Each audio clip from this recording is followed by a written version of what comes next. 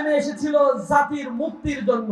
সুতরাং জুলাই আজ আমাদের সেই মুক্তির কথা বলে, এই জুলাইকে আমরা ধারণ করে নতুন বাংলাদেশ বিনির্মাণের যে স্বপ্ন দেখছি, এই স্বপ্ন আজ আপামর ছাত্র জনতা সারা বাংলাদেশের প্রত্যন্ত অঞ্চলে দেখা শুরু করেছে।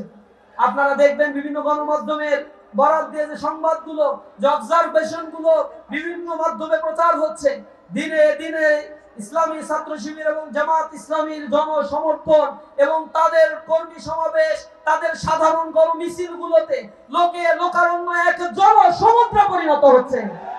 মানুষের এক অভূতপূর্ব সাড়া আমরা পাচ্ছি। মানুষ তাদের হৃদয়ের অন্তরের অন্তঃস্থল থেকে বলার চেষ্টা করছে, আর কোন ফ্যাসিবাদকে বাংলাদেশে পুনর্বাসন হতে দিবে না।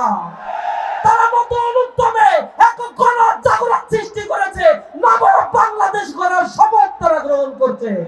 সুতরাং যে সময় আমাদের এসেছে, একটি স্বনির্ভরশীল কল্যাণমুখী আত্মপ্রত্যয়ী স্বদেশ ভূমি গড়ে তোলার জন্য প্রত্যেককেই নিজ নিজ জায়গা থেকে ভূমিকা পালন করার উদাত্ত আহ্বান জানিয়ে আমার কথা শেষ করছি।